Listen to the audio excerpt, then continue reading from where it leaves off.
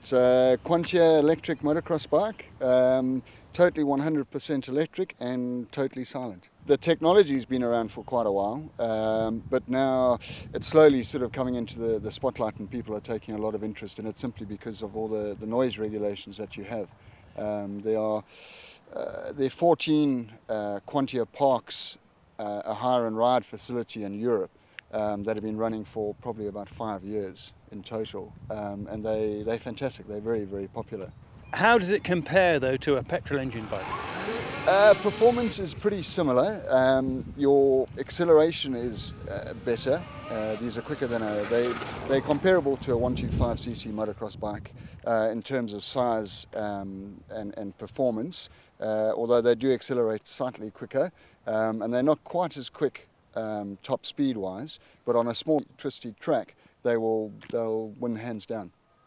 Presumably it must be a little bit heavier. No, hey, this bike weighs 90 kgs. The motocross bikes, they vary from sort of 90 kgs up to 110, 115. So you could say they're slightly lighter, if anything.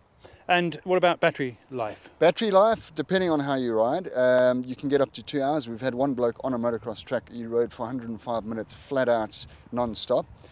If you ride gently and you don't do too many wheelies or wheel spins or anything like that, you can get up to 2 hours. If you hammer it and ride to its full potential, anything from 40 minutes to 60 minutes. And then to recharge it, there are two different options. You can either do a fast charger, which will charge it up totally in an hour, and then the standard charge will take 2 hours. Will we see this then for the public to have a go at the Game Fair? Yes, most definitely. I've just been speaking to the builders earlier on this morning, and we're getting a little motocross track set up and built for people to come and have a go. Will there be racing circuits in the future, do you think, for this? Yeah, we built one up in Birmingham. It hasn't officially been opened yet. They're waiting for their planning permission to come through. But yeah, that's what we're doing. We are marketing hire and ride facilities here within the UK. And what about price, finally? Price, they start at sort of $7,000. That's the sort of starting point. But as the technology progresses, that obviously will come down as more and more people buy. The productivity will improve and the cost will come down. So the initial outlay is quite expensive, but your maintenance and servicing costs are next to nothing. There's only 9 moving parts on the whole bike.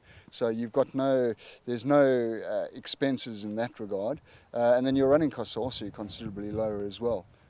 So your upfront cost is quite substantial, but after that it's virtually nil. It's very, very economical. And I know that batteries are something that obviously people look at and how long they last. How about these batteries? This is the latest technology. It's a lithium polymer battery. It's guaranteed for 1,000 recharges. But we've had some recharged over 2,500 times and they're still fine.